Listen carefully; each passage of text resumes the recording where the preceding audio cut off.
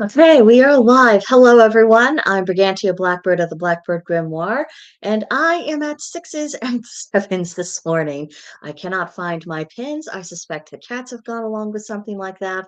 I just woke up, I wouldn't say out of sorts, but definitely not ready to get into the flow of the usual work. What I should be doing right now is dutifully preparing presentations for the videos for next week's daily forecast. And once I get off here, I will be doing that for sure. But I just have a head full of jumbled thoughts. And if I don't get it out somewhere, it's just going to continue to be a distraction. So I decided I'm going to share that with all of you. And if you find yourself also in a distracted state today, well, at least you know you have company. And I hope that's worth something.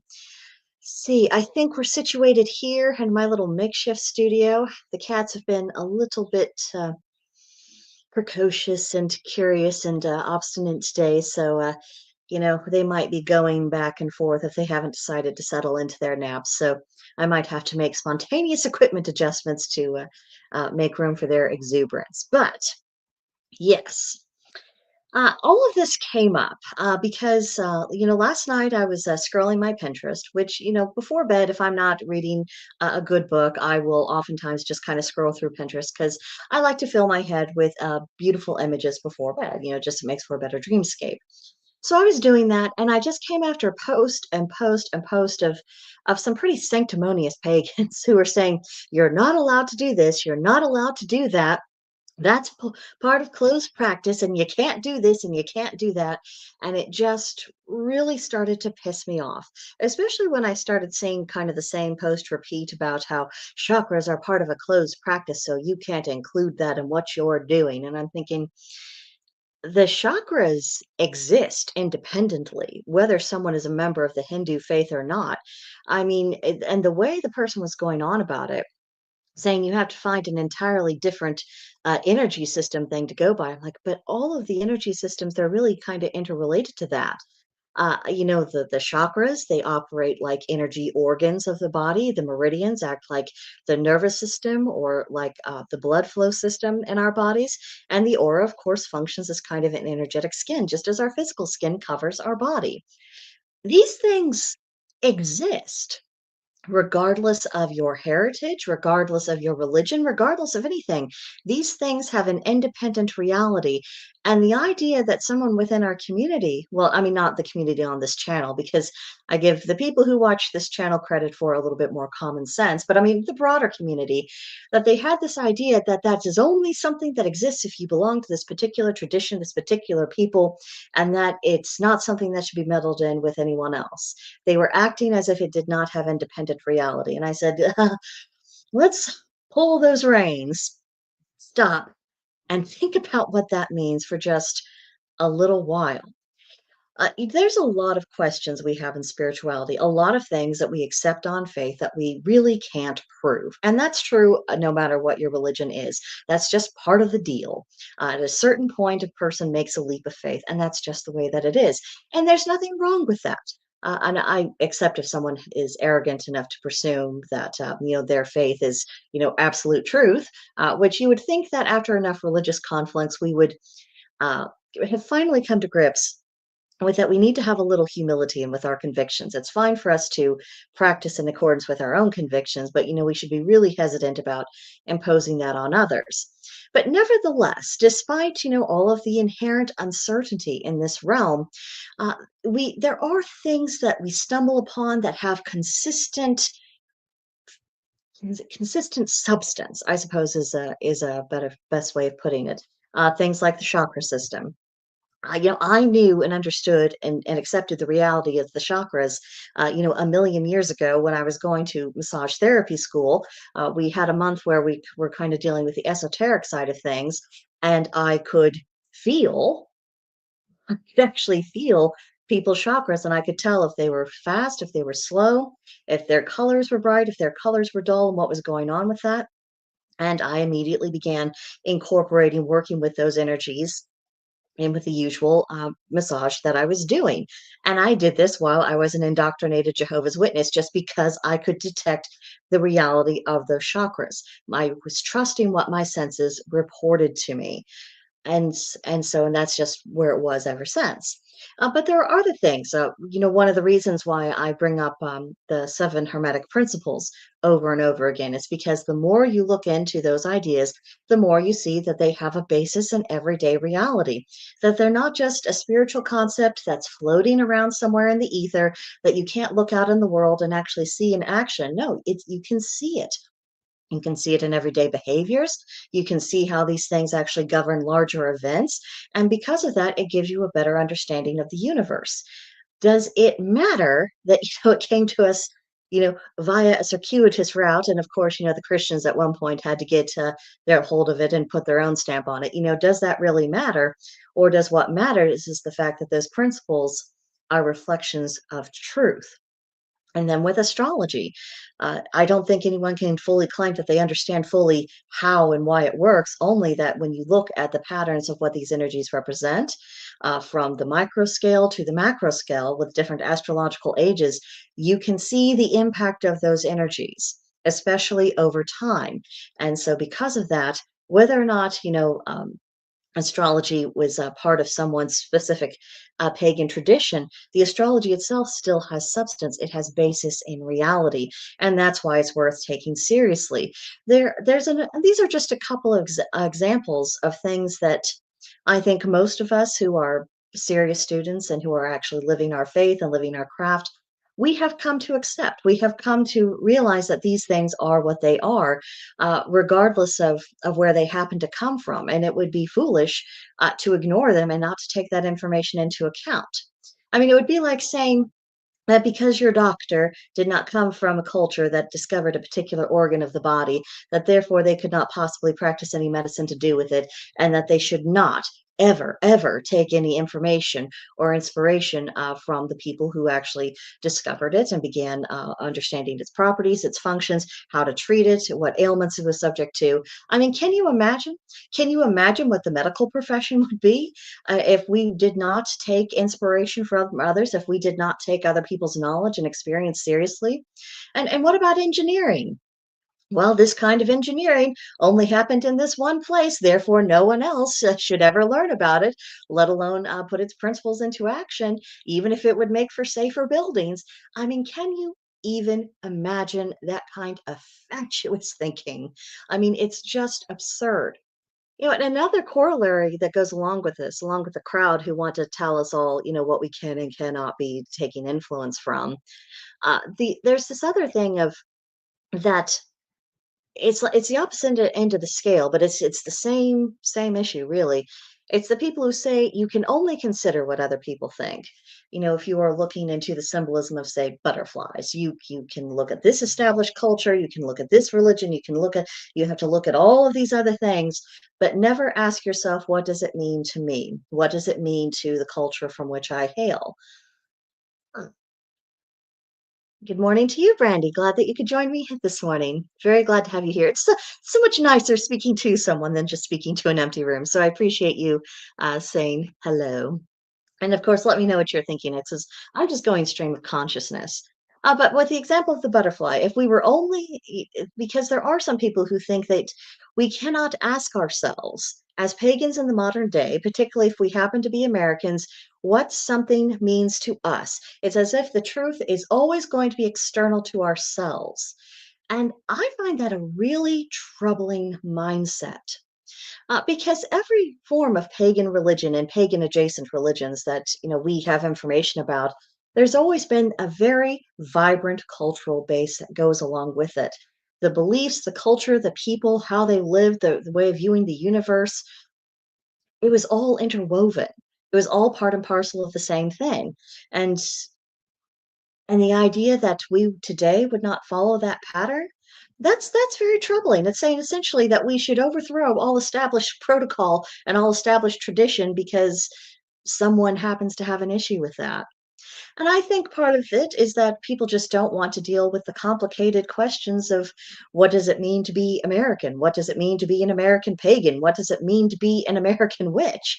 And I mean, and it goes right down to the fundamentals. Is being an American a concept, or are Americans a people, a very complicated people?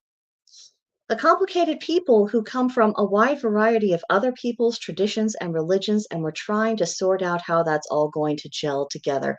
That is one hell of a task, and there's a reason why it hasn't, past attempts at that kind of thing haven't always gone particularly well. A lot of people just don't want to take on that kind of trouble. But here we are. We're coming up on the big 250-year anniversary, which is, quite good for a republic. Republics really seem to struggle to exist beyond 250 or 300 years.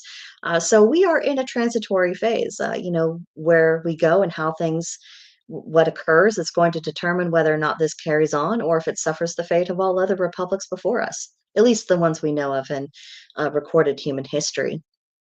And I think that our survival is going to be tied, as an overall people, to having some kind of shared identity, saying we have these shared historical figures, we have these families, many of whom have intermarried. And that's why, um, I used to have this friend, and she would describe her heritage as a kind of a Heinz 57. She had so many different ingredients from so many different ancestors from different countries, but you bring it all together, and it was her, integrated, cohesive, a singular person, someone who had a sense of who she was, where she was, and the reality of the culture from which she hailed. And I think that we need to have that a bit more broadly. And it is a complicated question, and I know it's difficult.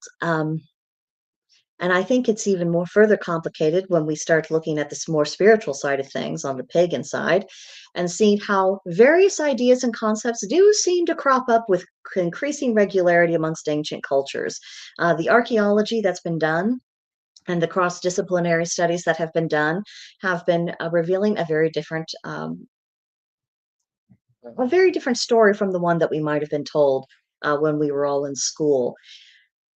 And it does seem to point that perhaps there was a much older civilization that at some point fell and then, just kind of pollinated other existing societies as they, had to flee and remake their lives, which is why certain concepts have been repeated over and over again and why there seem to be certain synchronicities and even compatibilities amongst different pagan belief systems.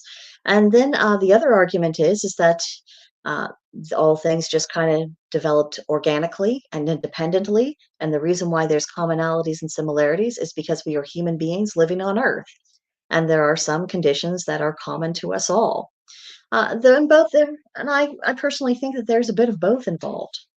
I think that there could have been older civilizations. What we don't know about history is far outweighs what we do.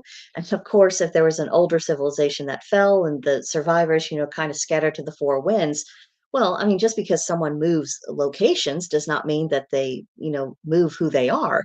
It does not mean that they have lost their sense of belief system. It doesn't mean that they've lost their philosophy. It doesn't mean they've lost their way of doing things.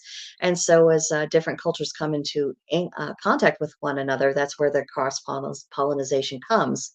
And then, of course, as time goes on, more isolated societies, they will develop independently. But again, we're all living on Earth. We're all going through this life, death, birth, recycling.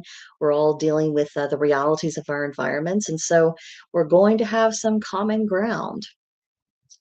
You bring all of those various peoples onto one continent, and I think it really is either find common ground or just, dissolve into complete atomization. I'm not really fond of things dissolving into complete atomization because that doesn't end very well. Not for the people who experience that kind of disintegration, not for anyone who comes after that. I mean, I mean, there's it's chaos, and it's not the kind of life-giving chaos that, breathes that brings spontaneity and soul into existing structures. It's the kind of chaos that just destroys everything that it touches. I think we are worth more than destruction. And uh, I think we're going to have to relearn some very basic pagan principles that of loving your ancestors, honoring them. That doesn't mean that you approve of every little thing they may or may not have done or been accused of doing or failing to do. It just means that you are acknowledging that you are of them. And whatever decisions they made, good or bad, it led to your very existence. And I think that is worth a little bit of gratitude. And Oddly enough, the same people who say you aren't allowed to take inspiration from, this culture or this other religion, regardless of how much substance an idea has, they tend to be the very same people who don't want you to have your own cultural identity, who don't want you to have any kind of confidence in yourself, and who essentially seem to think that you should be accepting, I suppose, a kind of cultural suicide and disintegration in payment for the sins of those who came before. Again, real or imagined. It's really a diseased way of thinking, and I think that has a lot more to do with people's political suppositions than it does with anything theological. And I think that's a problem. And Brandy Young is saying that ancestor work is an interesting topic. I mean, yes, it is, especially when we have so many ancestors to call upon.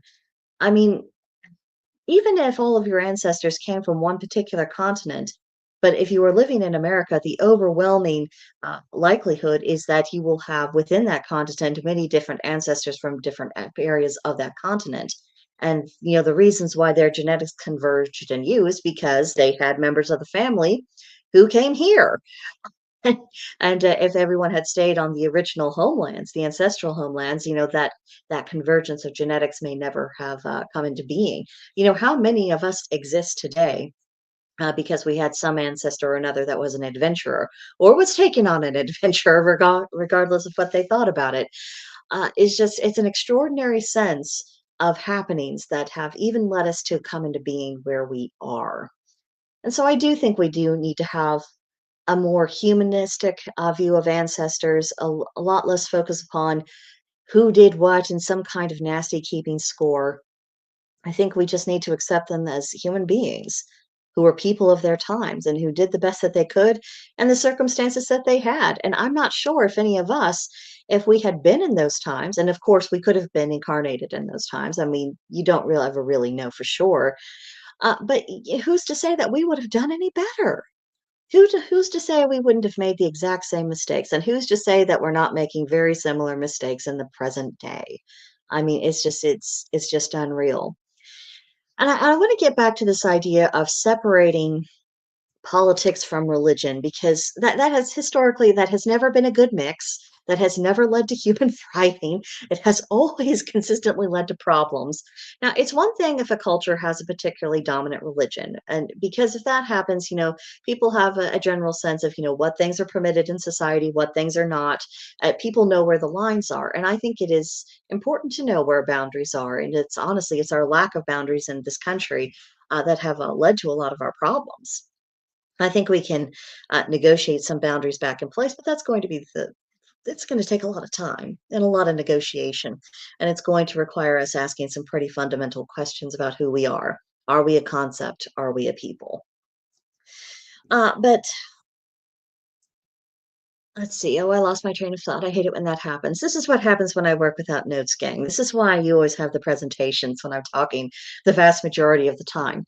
But Oh, yes, the separating politics from religion. It's one thing when you do have that common ground amongst people about generally what the rules of the road are, but it's very different when the religion is dictating to the political realm what it should do, what it can't do, and when the political realm is dictating to the religion what its precepts ought to be, and when religions are expected to conform to the political fancies and foibles of the day.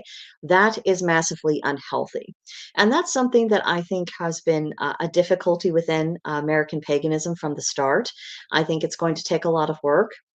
And I think if you want to talk about some of the mistrust we have within our community and why people so often seem so afraid to speak to each other on any topic that really seems to matter, a lot of that does have to do with political differences and not just the actual substance of the differences, but what each person has been persuaded to believe about the other, which doesn't always match reality.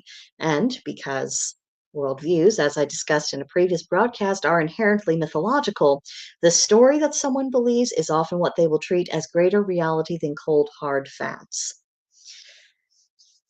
I mean, what is it going to take for us to understand that there's a reason why rational argumentation alone, based on logic, based on facts, is not enough to carry the day and it's not enough to persuade people, not in the long term. on any topic, whether it's religious, political, or what a good color is to paint the dining room. It isn't that just isn't enough. It isn't enough for the human soul, and neither are our emotions. Our emotions, they are reactions. They're reactions to what's going on. They are evaluations of what's going on. They can tell us a lot of things, but they can't really tell us how to manage that steering wheel in life. What is really required is that philosophical and honestly that religious overview. And so, what have we got to work with when it comes to the American religious overview? I know the monotheistic religions are busy declaring themselves to be the center of the universe. I mean, and goody for them. I'm sure that's what a lot of them honestly do think. And again, I just have no interest in debating the topic with them or even addressing what they have to say on the subject just because they cannot conceive of anything outside of their worldview. For those of us who actually were once part of their world and left it, we are able to do that because we had to. We learned that by necessity, but they haven't crossed that particular bridge, and a number of them never will. Because at the end of the day, they have this story, and then they have peer pressure to go along with the story, and people in a lot of matters they tend to go along with whatever the rest of the crowd is doing, and so that's what's going to sustain that belief system for a few more years. A few more, I mean, in historical terms. Do I think they are going to be making it out of the age of Aquarius as an intact religion? No, I do not. I do think that their downward decline is on its way. But what that's going to do is that's going to leave a vacuum, and that vacuum is going to be filled, honestly, I truly believe, by us. So the question of what does it mean to be pagan again, that is a relevant question to everyone, to our cousins overseas, to peoples who were here before the European settlement, and certainly to us American pagans today. Who are we? What do we really believe? What is it based upon? Because we are more than just what academia has managed to discover about the past. Because a lot of the precepts and concepts and practices, they were of a particular era. Of it made sense in a particular location. It made sense at a particular level of human development, and that's not where we are today. And I've actually had some of our European cousins uh, it always seems to be an either or with them. Either they're saying, "Of course, you're part of the diaspora. We embrace you. We love you. You're doing things a little bit differently, but you're on a different continent, and that's to be expected, and that's perfectly okay." I mean, even within our own continent, back in the day, there were differences from village to village. So, we're all under the same umbrella, and it's all fine. That's one end of the spectrum, and the other end of the spectrum is saying that we are incapable of being pagan, or that somehow we are not entitled to worship or work with particular gods because we don't count as being part of the people. And I'm thinking, funny. I thought that was always conducted by bloodline. I kind of thought that the peoples I actually physically descended from, were the bridge to my ancient pagan past. But that's just me. That's just me. That's just Brigantia. Who has the temerity to make up her own mind on this topic rather than being dictated by some mean spirited people overseas. Anyway, what are we going to do? What are we going to do about all of this confusion? And this is the reason why a couple years back I started this project. I called it the American Paganism and Witchcraft Project, and I was trying to get other people involved because I didn't just want it to be about what was floating inside of my head. But people are very, very cautious to even broach the subject, and I don't know what to do to encourage it. I don't know what to do to make it a safer, more cozier environment for people to think about. We have all of this body of knowledge built up about what our ancestral peoples thought about certain things, but different peoples around the world had to think about particular concepts or symbols. We have all of this information, and now it's time to figure out what to do with it. Now, for me, I think it's about integrating common concepts. It's about harmonizing things. It's about looking for larger overarching themes. It's about looking for ideas that have endured age after age of history, that we can find some substance in the natural world and human behavior and what we can observe of, of space above us. That's kind of where I'm at. And I'm not sure how many other people are there. I'm looking for them. I would love to hear from them because I think we've got to come up with a few things. I mean, for instance, divinity. There's always a lot of debate in pagan circles about, who are the gods? What are the gods? Are they ancestors who, ascended to some other spiritual plane and essentially evolved into gods? Is that what occurred? Um, are they just concepts, ancient heroes, and they became archetypes and these concepts and ideas? And are we venerating what they represent? Is that what's going on? Is it one single pantheon of individual gods that are being worshipped that just happen to be known by different names and they, interacted with different peoples at different sections of history? Is that what's going on? Are we dealing with different families of gods? And or the progenitors of particular human peoples. And now that so many different human peoples are on this continent and in this country, are the gods having their own behind the scenes back and forth discussions about, how we're going to manage this? Is that what's going on? Is it more so in the realm that the divinity is, a god and a goddess, and essentially what the we have given names to represent aspects of them? It represents different areas of responsibility that they have. When we call upon a particular deity, are we just calling upon that one aspect of the greater two? That's a question. None of us can prove absolutely what it is. I mean, we can prove through a lot of research about what various ancestral peoples thought or what, enduring pagan adjacent religions think today. We can establish people's opinions and how they acted upon those opinions. But when it comes to judging the objective reality, that does take us right into the realm of faith. Now, because there is that ambiguity, I think we can actually make for a pretty broad pagan American tent of saying, we're not really trying to, insist that someone view this question from any particular way. We acknowledge different possibilities, and from that, it's an individual journey to kind of decide what you think. I mean, and for all we know, when we shed the mortal coil, we're greeted on the other side. Someone said, "Well, you did the best you could with what you knew, I guess. Let's fill you in on a few things." I mean, we don't we don't know. We won't know unless we get there, and, once we get there, it's not to say that all the answers are going to be handed to us. We have to work very hard for the knowledge and the insights we have today while we are in mortal form. Who's to say that when we are in just spirit form that we're not also having to work for it? I mean, that's one thing that I think is very consistent when it comes to spiritual development or creating prosperity and a variety of other things is just how inescapable the action of work really is. If you don't put effort into something, you don't get anything out of it. Now, that's not to say that there aren't times for periods of rest. There are, but the rest comes after you've done what it is possible for you to do.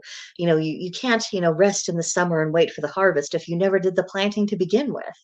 And that actually takes me to another thought that I had because a couple days ago, a video on YouTube showed up on my timeline. I'm not sharing the channel's name. I actually told YouTube to not recommend that channel to me in the future, but I'm protecting the guilty, and I want to address the larger point.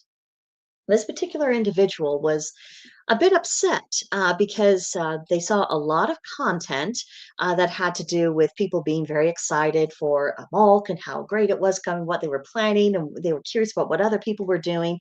And this content creator was very upset that there was an expectation that people celebrate, and that where are the witches saying that you don't have to? I found that an interesting little development. And hello, Frere, long time no speak. Glad to have you here.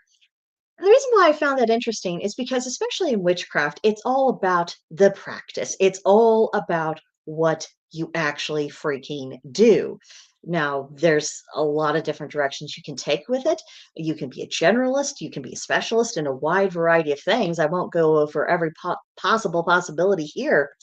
But there's a reason why no one's practice really looks completely the same, but it is a practice. We are the doing. And this person was really angry about people insisting that it's about what we do. And it was interesting also looking at the comment section because the comment section of that video was also people like, "Yeah, I don't really practice, and when people ask me what I believe, I don't really know what to tell them. I just know that I'm a witch." I'm like, "Really? The magic within you might be very active. It might even be very strong, but that's the potential. Your potential to wield that energy, that potential for that energy within you to interact with external energies to create magical effects. That is potential. It is not a fully being a fully realized witch." And I thought, I don't think that these people actually believe that they're on the up and up. I don't think they actually believe that it's okay to do nothing and still claim to be a witch.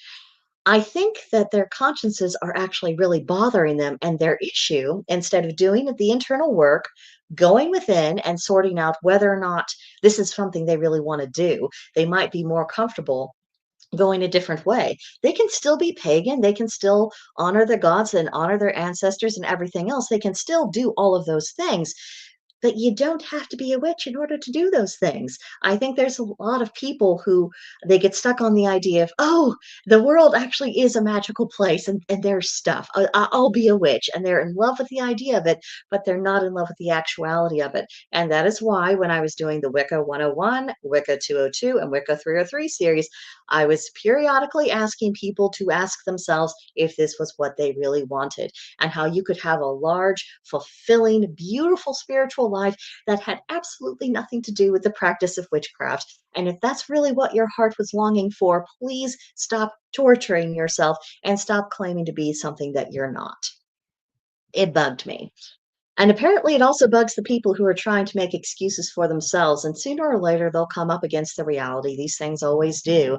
But how much trouble and anguish we could spare ourselves if we just would allow ourselves to be what we have been called to be. Now, I'm falling behind on people saying hello. Hello to Haunted Heretic, who writes, "I live the idea, a pagan council." Yeah, I would like to hear a bit more about that pagan council, because I think we would benefit from greater communication amongst ourselves. And Frere, he was saying, in reference to the people I was just talking about, if they're LARPing. I mean, I suppose it's LARPing of a sort. I think it has more to do with a false self-image, and more to do with, well, I went around saying that this was the path for me, and now that I'm in it, I don't want to unsay it because that would be embarrassing.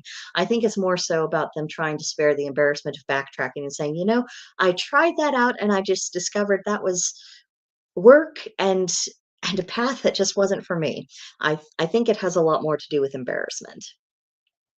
And hello to Vulture 69, caught you live for once. I am glad to be caught. I am very glad to be caught.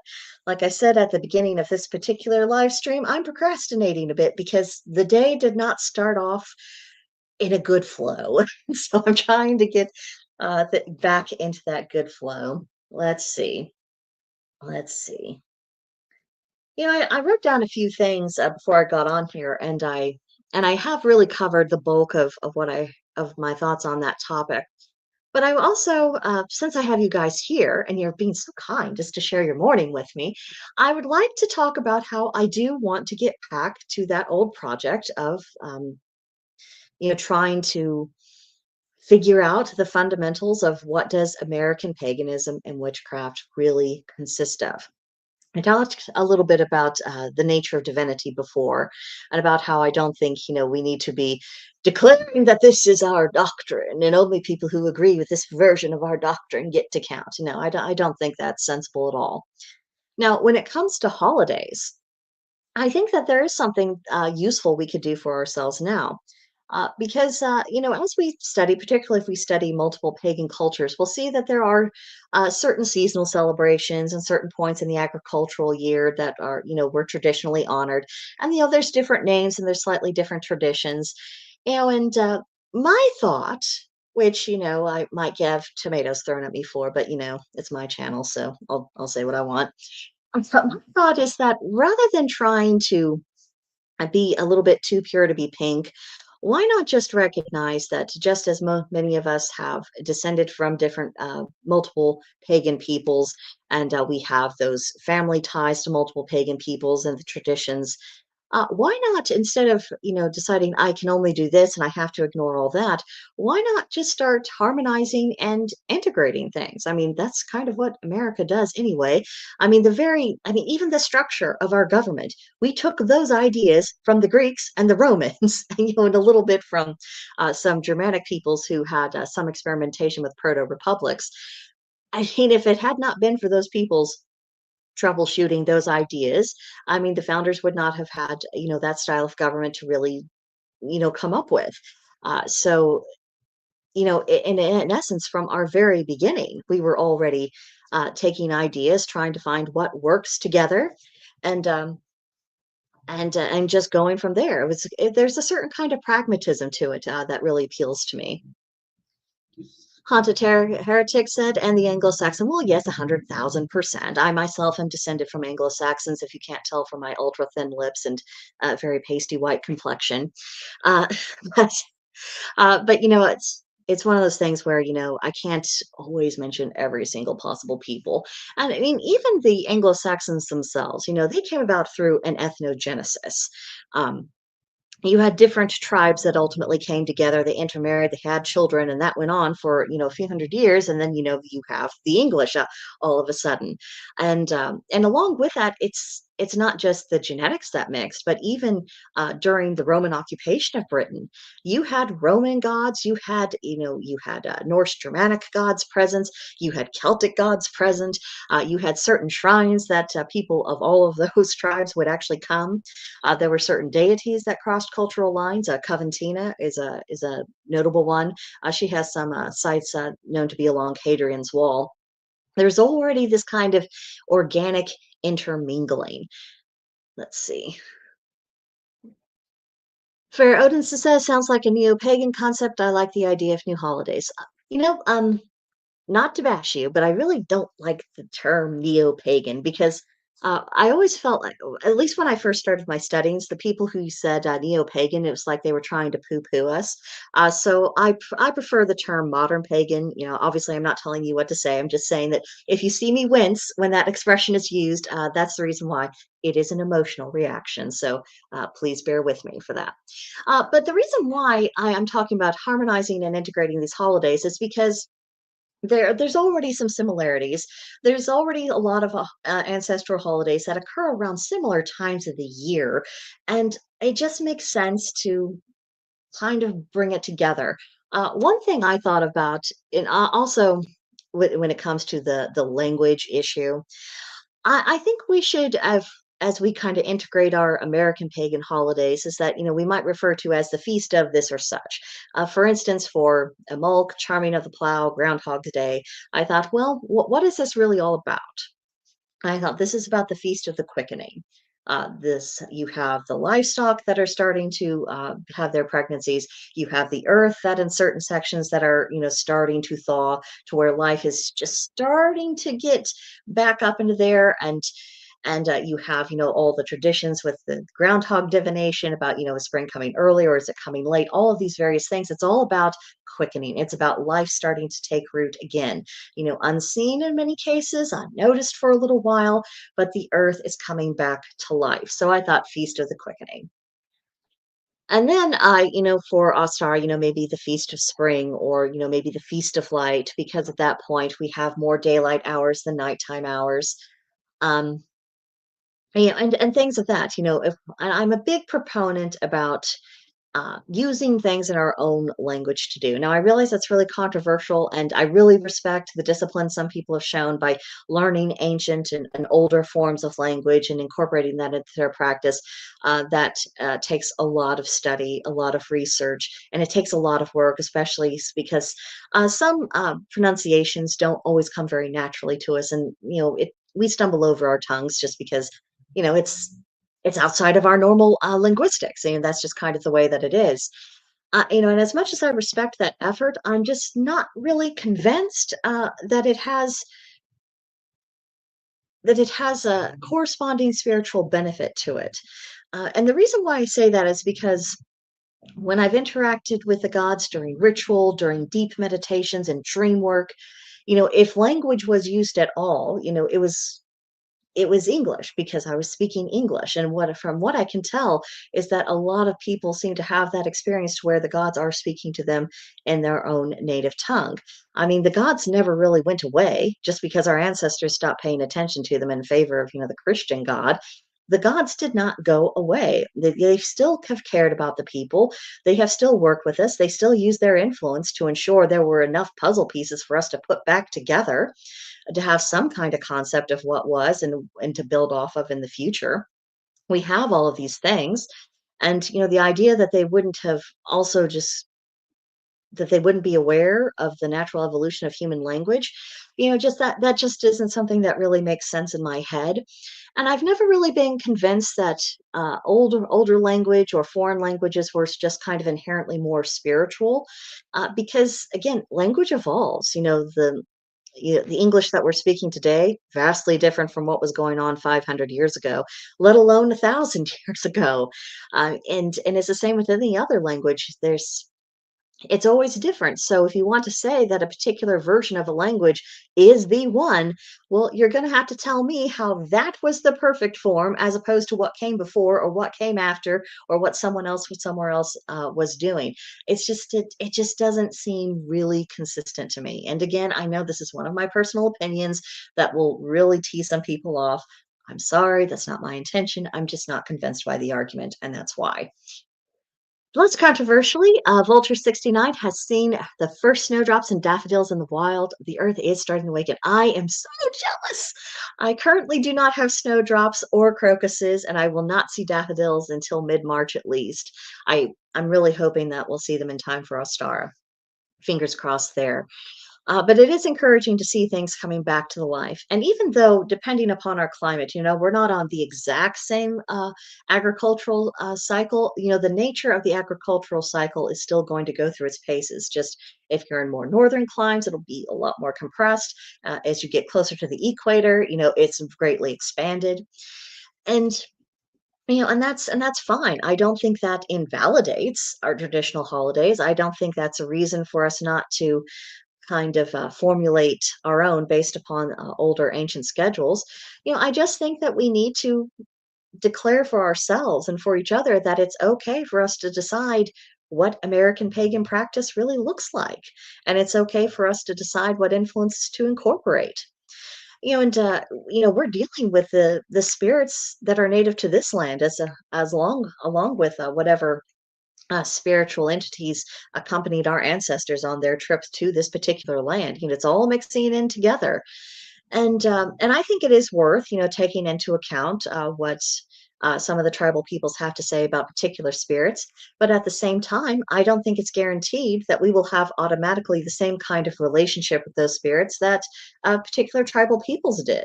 I mean, it's a different time, it's a different era.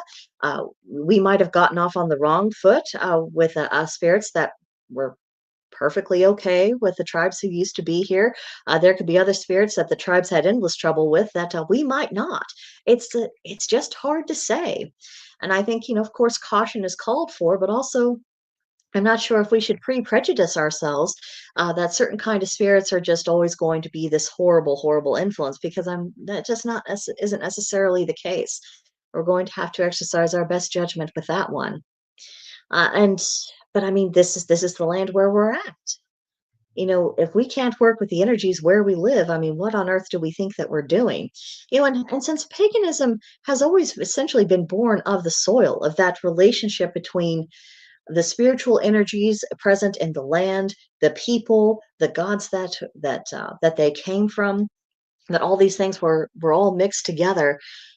If we were to ignore that just because some of our ancestors immigrated here a few hundred years ago, that's kind of a rejection for the very foundation of paganism. We have to be realistic about where we are and what that really means for us and how it might account for some of the different experiences and also just our very culture. It's not really interested in hierarchies as such. If there's any kind of authority, it seems to be just for sheer necessity to prevent complete disintegration and chaos. There's always great mistrust of authority. I think that's in our cultural DNA, no matter what your political background is. We don't trust nobody in power. We do not trust them. I think that's an okay thing. I think there's a much more readiness to acknowledge that there are certain matters that no one else can really decide for us. You can present ideas, you can present arguments, but what someone actually concludes that really is between them and whatever divinity they happen to be encountering. I think that is a lot easier for people to swallow here than in other places. And part of that is because as a country, we are still historically new. We're young, we're not as set in our ways. And I think there is something because so many people who came here, they were adventurers in their very soul. I think a lot of that is also stuck within our DNA. So this sense of adventure, this sense of trying to find out what actually is. And I think that also plays into the more pragmatic and practical aspect of paganism as well. It doesn't matter where you used to be or what you used to do or how things were somewhere else. You are dealing with who you are, where you are right now. That's right now. That's what you have. That is what you have to work with. And that's also why I'm not wringing my hands nearly as much as I used to about all the things we don't know about ancient pagan societies. It does seem like through the preservation of things like the Havamal, the Celtic triads, the fact that we have so much material from the Greco-Roman philosophers, that was really telling me that the gods saw to it that what needed to be preserved as far as cultural ideals, what constitutes virtue, what constitutes vice, how we should treat one another, how we should be wary of those who have ill intention towards us. I feel like those big things were preserved.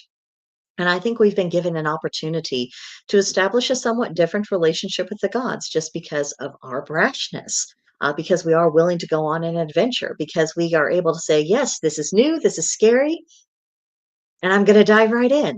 They are dealing with a different kind of cultural spirit. And I think they're making allowances for that. And also, as well as just for we also have to keep in mind that in the time between when our ancestors were fully pagan and where we are now, the gods themselves have also evolved. They've also gotten older. They've also decided how they're going to be dealing with us. And it seems to be a lot more up close and personal relationship. At least it seems to be that way for now.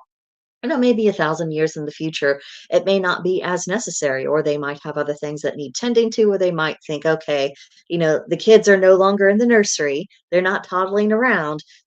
They can be cut loose a little bit. They don't need as much direct supervision. Maybe that's part of the issue. Maybe we are essentially still in the nursery as far as they're concerned. And if that is the case, then make the most of it. This is an exciting time for us to be alive, and I'm tired of the naysayers. I'm tired of all the people telling us what we can't do or what we can't take into consideration or how it hurts someone's feelings. I mean, no one cares about my hurt feelings.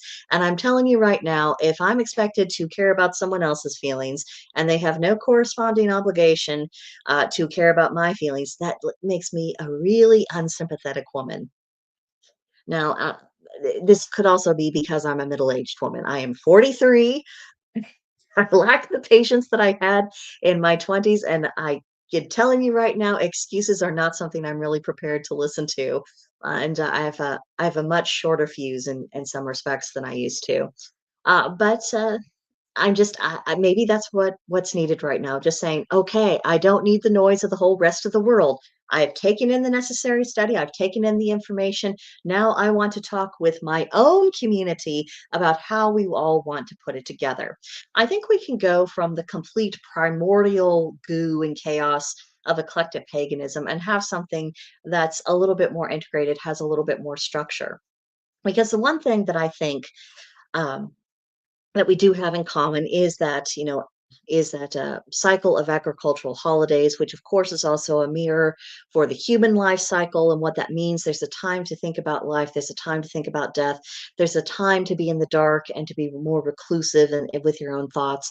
There's a time to be in the light and to be active and to be exchanging with others. There's times for all of these various aspects of life. And I think that we do have that in common. And I think we can start building up some customs amongst ourselves based upon that. And from Haunted Heretic, I believe that modern paganism in America will have its own unique evolution. I 1000% agree. And I think that we American pagans should absolutely be in the driver's seat for that. And that means that, sometimes that means that we might be listening to our cousins overseas and to say, "Thank you for your thoughts. I will certainly bear that in mind," and then going off and doing our own thing. I think sometimes that is going to be the right answer for us. And also, I think we're going to have to divorce ourselves from needing any kind of acceptance, let alone approval, from our neighbors who follow Abrahamic religions. Um, there are some people within our community who seem to have been tasked by the gods themselves to try to make the intellectual argument for why paganism does and should and can continue to exist uh, in order to help the Abrahamics understand. And I am so thankful that is a task that has definitely not been appointed to me because it is a task filled with frustration, because I don't think that any amount of historical evidence or establishing what pagan virtues are, what we actually believe in, the fact that we are just people, we are a mixed bag, and whether we're a good person or a bad person, that is less a reflection of our spiritual beliefs and more a reflection of whether or not we've improved our character, or if we just decided to be an asshole because we decided to be. It's there are people who just are never going to understand. And again, it's like the example I gave about, if someone doesn't care about my feelings, I don't care about theirs. If someone is going to disapprove and condemn me no matter what, then there's really nothing to lose. 0% loss, 0% risk. It's just like, "Oh, okay. Well, that's how things stand, and that's okay. If someone else wants to change their mind and actually listen to the argument, that's okay, but I'm not going to be tracking down those people with a club. I'm not going to be tiptoeing around it." And honestly, I don't want to say that I'm going to be less understanding because I don't care if they're just off doing what they do. I don't care if they go to church and they sing their hymns and whatever. The only thing I really object to is if they think is when they start going on that's like, well, America is an inherently Christian nation and it has to remain Christian, otherwise it will fall. And I'm thinking, you lunatics, you ungrateful lunatics, you historically illiterate lunatics. Again, the Greeks came up with democracy. The Romans really experimented with the republic. The reason why we know what works and what doesn't work within those political systems is because they already made the mistakes for us and we were able to learn from that. All of the cultural impulses, the holidays that the Christians have, we all know you peel back a couple of layers and you find it filled with pagan influences and pagan origins. The idea that Western civilization was their creation and it just can't live without them is abject nonsense. So I do object to the attitude. And I used to be completely indifferent. I used to be in the realm of I just kind of nothing you. I don't care.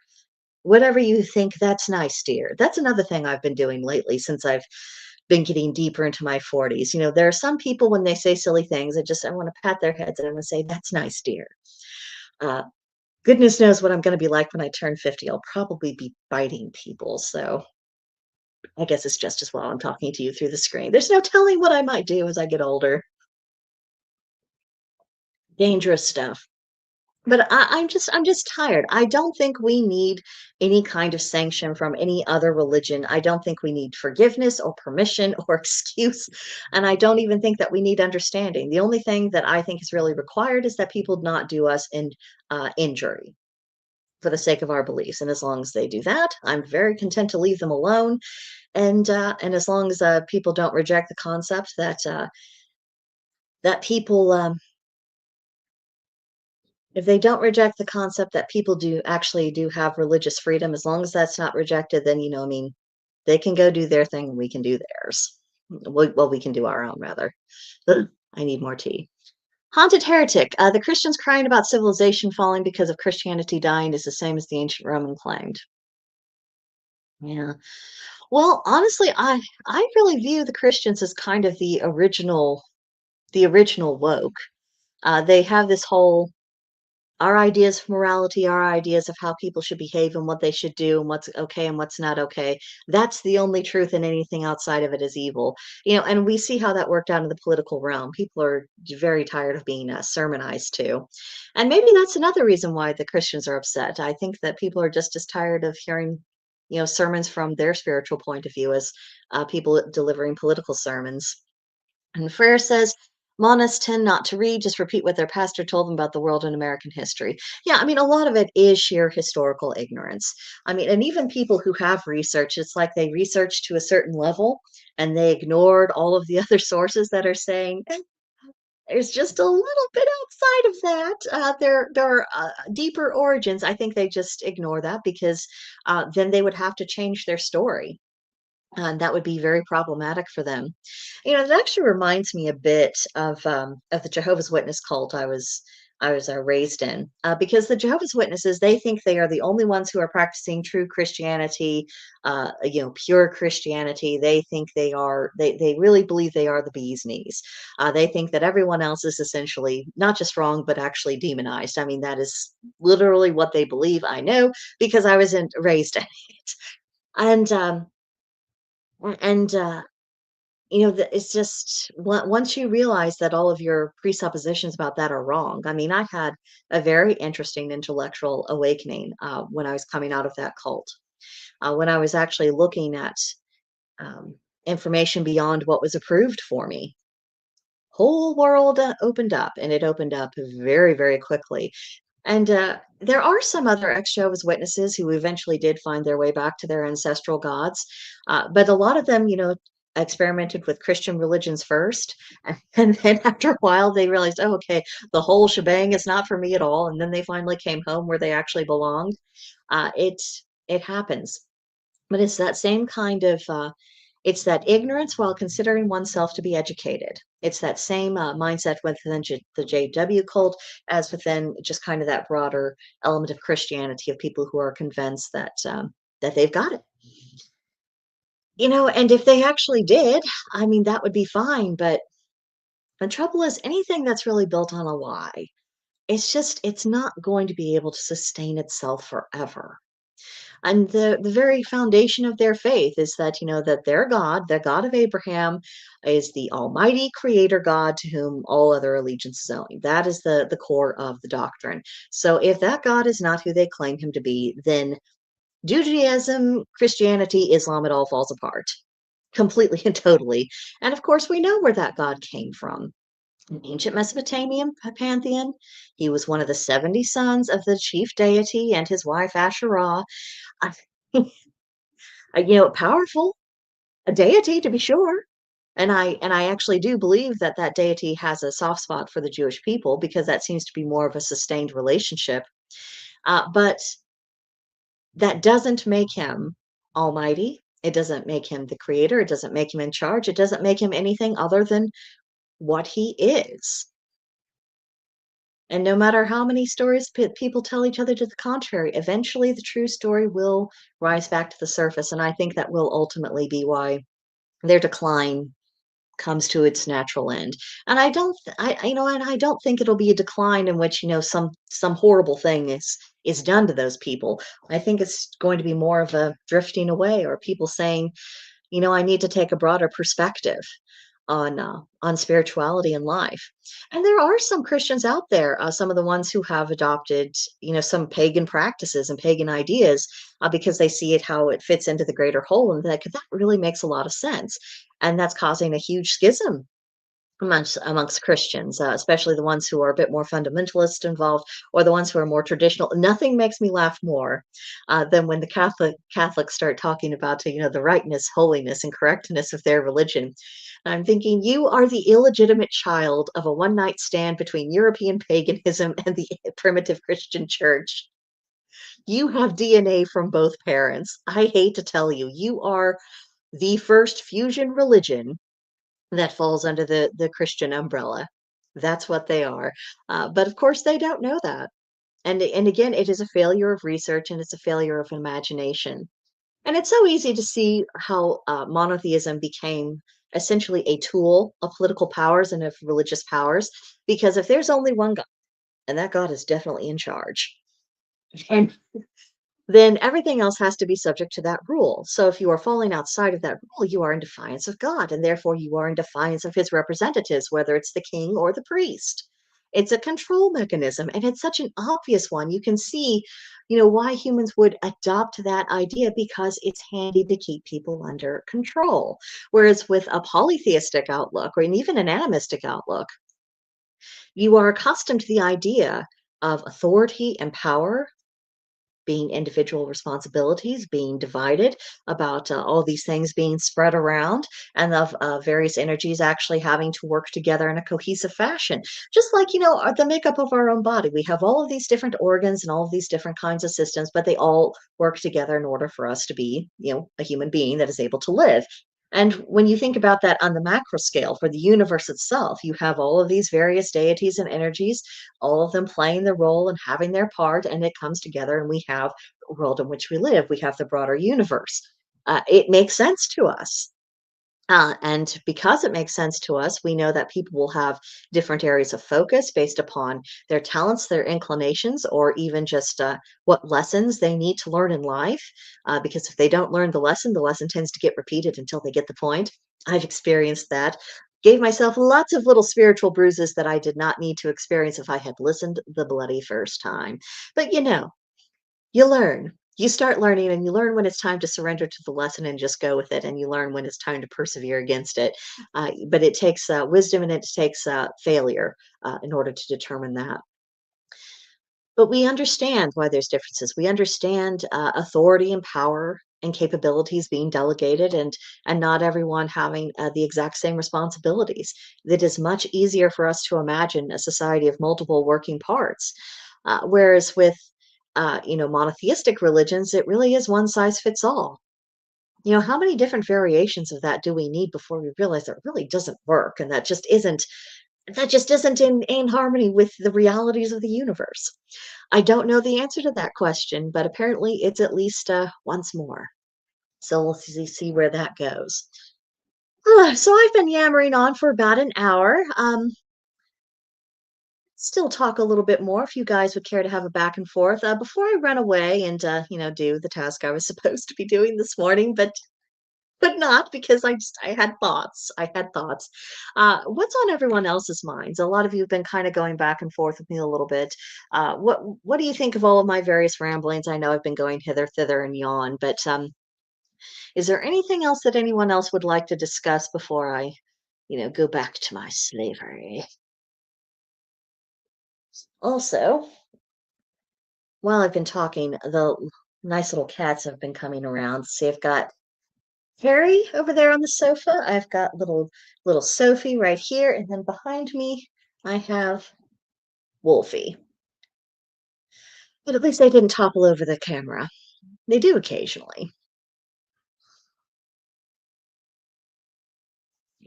Vulture 69, love hearing you ramble, soothes my mind. Oh, well, then I guess the sound of my voice is not as bad as I usually think that it is. I don't think I have a particularly good speaking voice, so it is reassuring to hear that I'm maybe a bit harder on myself than what I need to be. See, Frere, I enjoyed this. I enjoy hearing from you. I don't hear from you often enough, so I'm glad you're here. See, and Brandy, appreciate your thoughts. It gives me new perspective. Well, that's one of the benefits of the general course that my life has taken. I've always kind of been on the outside looking in, and so when you're in that situation over and over again, it tends to give you, your kind of offbeat, left field way of looking at the universe. Let's see. Haunted Heretic, love your ideas. We should get like minded pagans together and discuss, debate the future of American paganism. I agree.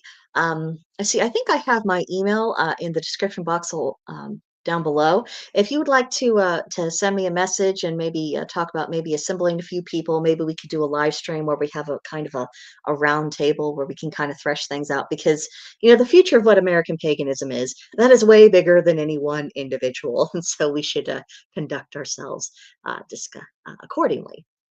Vulture 69, love your description of the heredity of Christianity.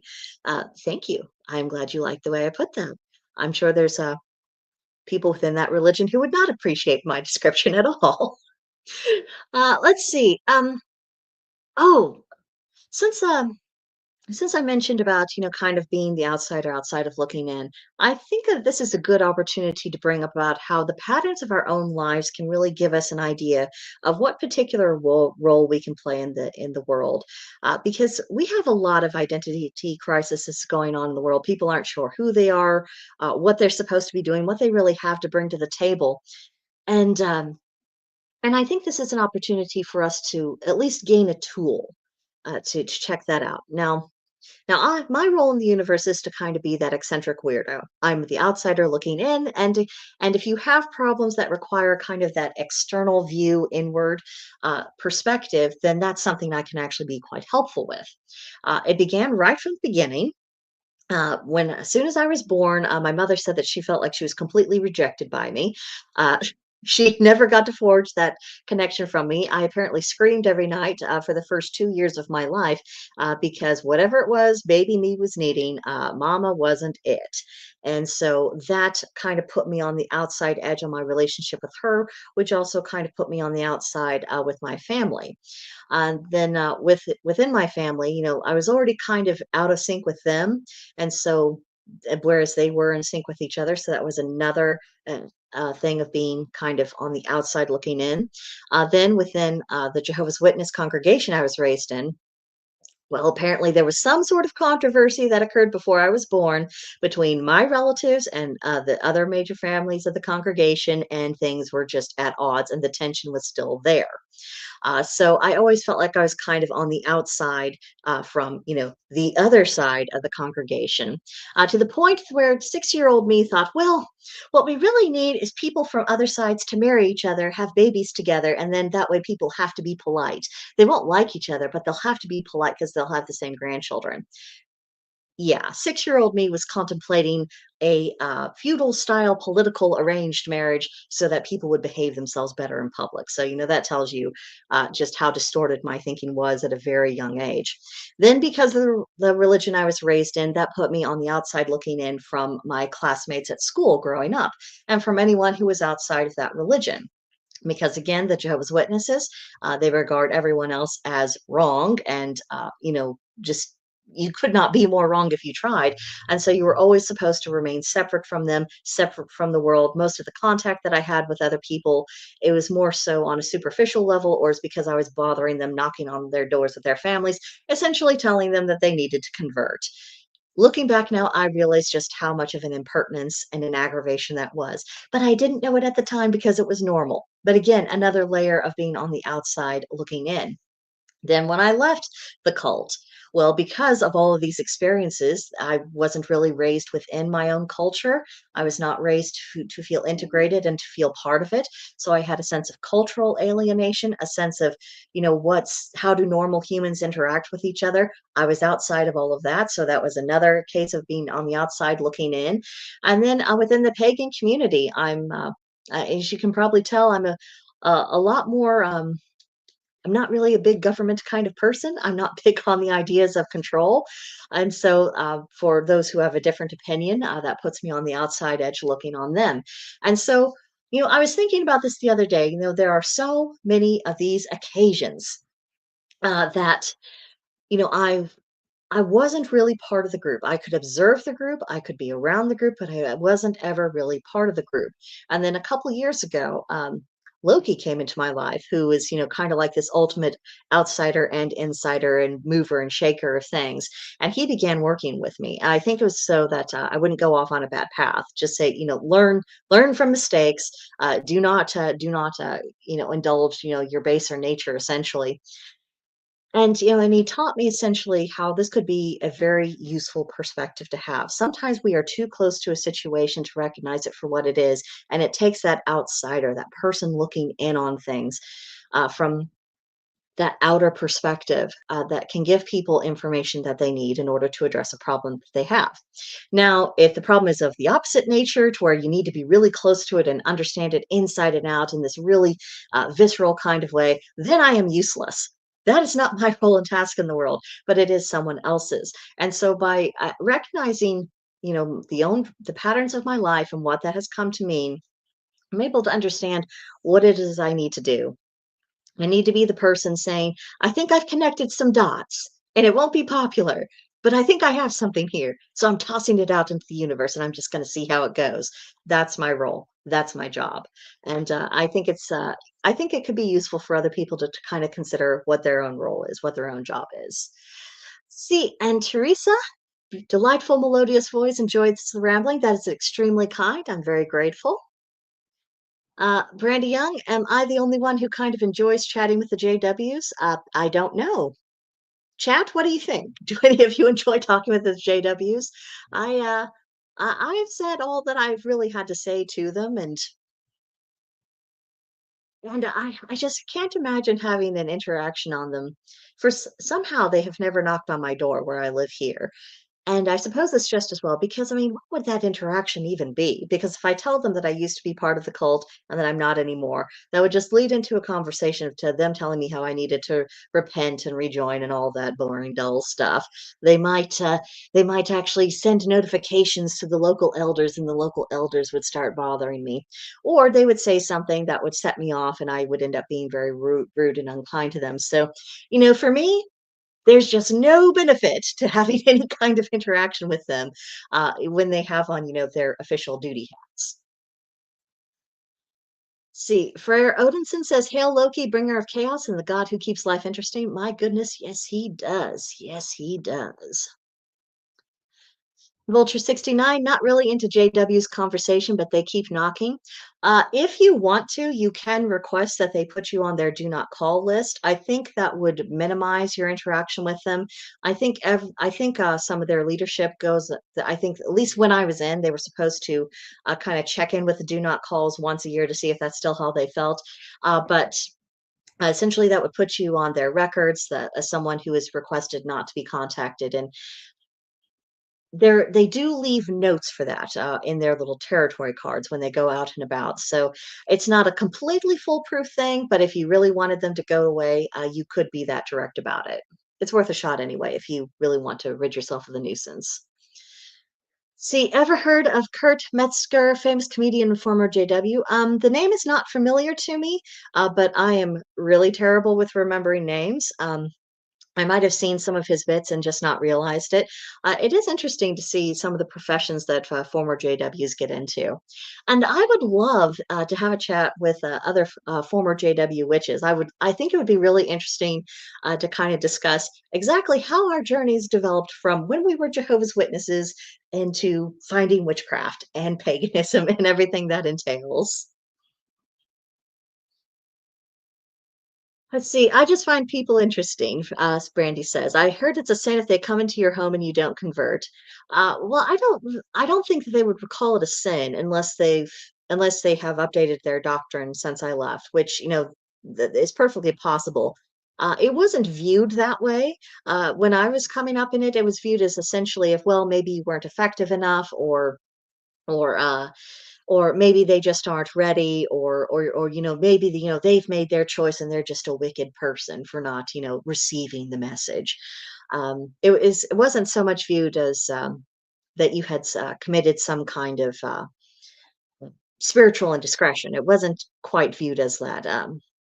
But then again, I mean, they convert so few people. If it was not for Jehovah's Witness families continuing to have children and raise their children in the cult, they would be really hard pressed to come up with new membership. Now, in poorer countries of the world, they do have a lot more success. But I mean, when people are undergoing severe economic hardship, the likes of which most of us in the United States have never experienced for ourselves, when people are really short on that and they have a very bleak outlook on light. I think they are a lot more susceptible to any kind of cult that says, "Oh, we are the solution for all of your problems, and if you just do what you say, even if things don't work out for you in this life, you'll be rewarded."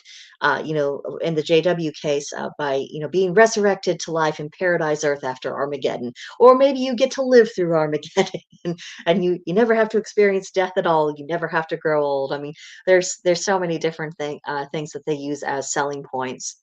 Although, I've been coming across some content from ex-Mormons lately, and listening to their experiences, I really feel like I got off lightly with my prior religious experience because they seem to be it seems like it's on another level with them. It really does. Seems still Chambliss says talk about pressure.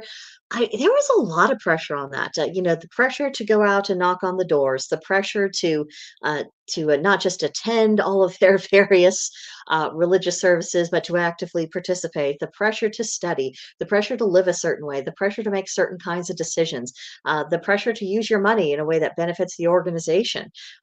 There is a lot of pressure that comes along with the Jehovah's Witness world. I have to say, when I came to my studies of witchcraft, I thought this is just enough structure to make sense, and there's so much freedom and how great this is. And I remember hearing other people I was in contact with at the time who thought, oh, it's just so restrictive, and I'm thinking I cannot relate to that at all, because the only thing that seems to restrict you in witchcraft is just natural law. And if you're trying to fight against natural law, well, you're going to lose. And the problem is your attitude in relation to the natural law, not the natural law itself. So that was an interesting contrast of experience when I first started my studies. So you, Miss Stell Chambliss, welcome to Valhalla. Whew. That reminds me of a story. I used to know this medium. She lives in New York. She's a second generation Italian family, and they all practiced witchcraft going back in her family as long as anyone really knew of. So, and her particular talent really was mediumship. In the spirit of my grandmother, who was a Jehovah's Witness, who died in part because she refused a blood transfusion. I don't think it's absolute that if she had accepted blood after her accident that she would have recovered or not, but it did seal her fate when she refused it. But apparently, she was in contact with this woman because she was in contact with me, and she related to me about just what a shock it was to my grandmother's senses that there was an afterlife, because that was not the Jehovah's Witness teaching, and my grandma was devout. I mean, she's what I would describe essentially as priestess born.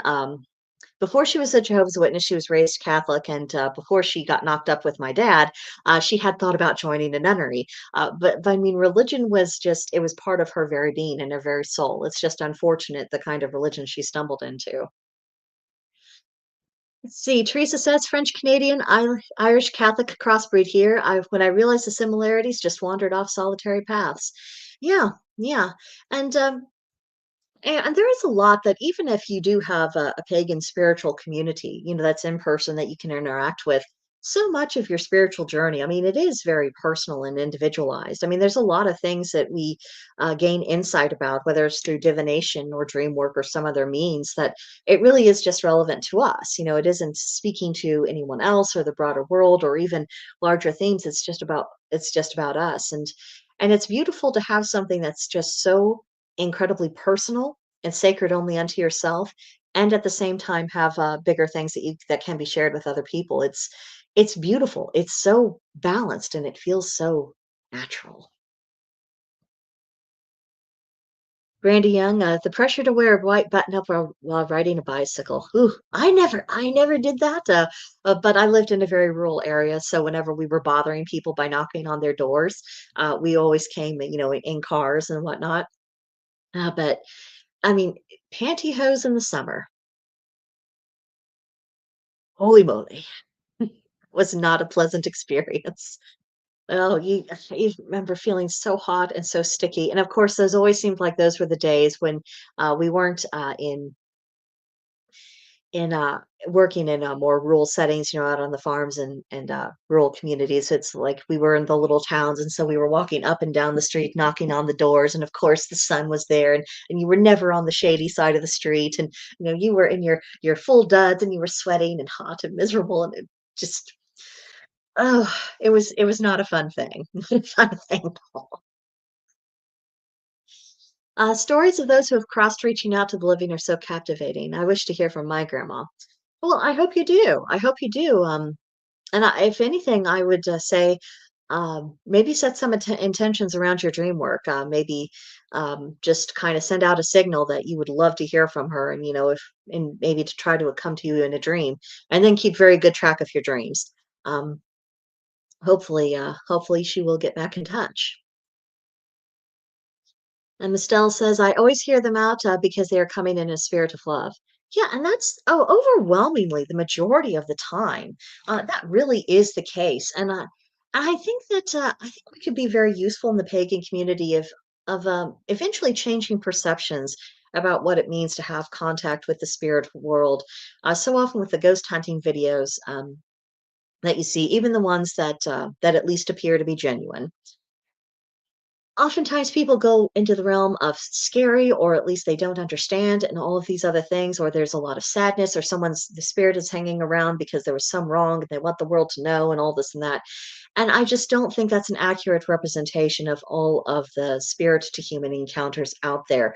I think it's what a lot of people find, and I think part of that has to do with the locations where they're doing testing and studying and things of that nature. I think that is part of the issue.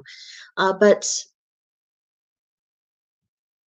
I mean, especially within pagan lore, there's such a strong tradition of family spirits watching over those who are still living, ancestor spirits who are protective, or just different situations in which nothing is. They're not around because anything's wrong. They're there because something is right. They're there because our relationships and our families don't end because we shed the mortal flesh. Now, I mean, and who knows how much of a gap that there is between one incarnation and the next. I mean, there may not even be a standard period of time. I mean, we don't know, and we don't make the rules. We might have a say, we might not have a say. We don't know. Um, but I think there's a lot of upset and misunderstanding with spiritual encounters because it's startling for a lot of people. I think a lot of people who are skeptical, or they would like to believe, but they don't really believe, and suddenly they have an experience and it's just there. I think there's a little bit of panic. And it always irritates me if people are doing a ghost hunt video and they're saying, "Give us a sign or show us or, let us know you're here in some form of fashion," and they get something, and then it's run away screaming and panicking and everything else because we actually found what we were looking for, at least possibly. It just my gang, my people. That was rude. Be polite. If you do get some kind of sign from the other side when you have specifically said you were looking for it, the proper response is thank you. And even if it was startling, that doesn't mean the spirit intended to frighten anyone or is taking delight in watching someone squirm, unless you're dealing with a spirit that's actually a fae. Then they might be just amusing themselves. That is 100% a possibility. But I think we just kind of need a realignment in general. And also, I think we people need to start asking the question about failed exorcisms, or why some properties or some people seem to need continuous remedial attention from local priests after they said, "Oh no, the house is clean," or "You are free from this influence," and all this and that. I am waiting for someone besides me to ask the question of, well, if you think you have all of this authority and you're expelling them in the name of Christ, and the issue keeps coming back again and again, what do you think is actually going on there? Could it be that it was just the force of your will that might have caused a spirit to retreat, and not actually the entity that you were calling upon? Could it be that maybe the person you're calling for help doesn't have authority over the spirit you're trying to deal with? I'm waiting for someone outside of our community to make that freaking connection. I am waiting for it. Pisses me off. Oh my god. It pisses me off. Mm. Brandy says, "My brain gets tripped up on the idea of purgatory or the circles of hell when I get silence, or that I've been shunned for not being holy enough." Oh, I'm sorry. That's not a fun headspace to be in.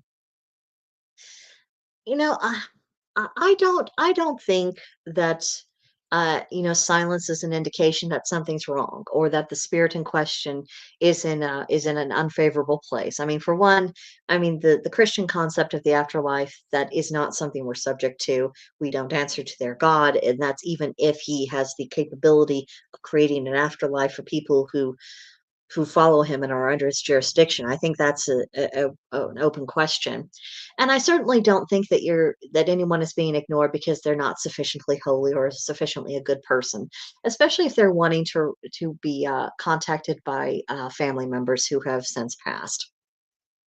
It may be that the spirit in question just has a really hard time communicating, or they might be around and leaving you all kinds of signs, and your brain just hasn't caught up on the pattern yet. That can definitely happen, and it may even mean that they have since reincarnated. I mean, it's difficult not to know. Um, some divination might help provide a little bit of clarity on that point. Um, but I would encourage you not to think that it's an indication that there's something wrong, not with them and not with you. There's so many different factors that we may not even be able to account for why we might not be getting a good connection. And of course, always make an effort to reach out when we know the veil to be thin. Beltane, Samhain, excellent times to make a little bit of extra effort to really reach out. Ugh, tea. Oh, let's see. Is there anything else on my brain before I go? I think my brain is about talked out now. I think I'll actually be able to settle down and start doing the presentations and making things nice for you guys. I do actually enjoy doing it. It's just sometimes I have a hard time getting started. If the cats have been acting up, or if I woke up on the wrong side of the bed, or if there's just something in the atmosphere that just isn't driving with me. So sometimes those days, it's a little bit hard. So on those days, if I feel chatty, I'll just start doing live streams, and we'll just see where our thoughts take us. But before I go, one last opportunity. Does anybody else have anything on their mind? It could be related to what things we've talked about. It could be completely outside of everything. No, it doesn't matter. Let's give it another few minutes just to see if there's anything on your brains, because maybe you woke up with the same thing that I had today, that you just needed to do a little bit of a brain dump. See, and Brandy says you always help me see another side. Thank you. You are very welcome. I'm glad to actually be helpful in this regard. Um, I like to be useful. That's the whole reason why I started this channel. I saw some needs within our community, and I wanted to make myself useful to our brothers and sisters, or at least try to. And that's really is the core mission. I've tried different things. I've had different video series that I've done over the years. I've been trying to figure out about what actually is of service. And ultimately, it seems like the daily forecast is something that is very useful to people. They have an idea of the astrological energy conditions that can give them a little bit insight about what's going on and why, and what conditions are favorable and what are not for certain activities. The divination, the having that tarot card of the day seems to help people, because oftentimes it's been a confirmation of what's been going on astrologically. And sometimes it points to other issues going on in the ether, but oftentimes it's just reinforcing about, yeah, all that astrology information you just heard, we meant it.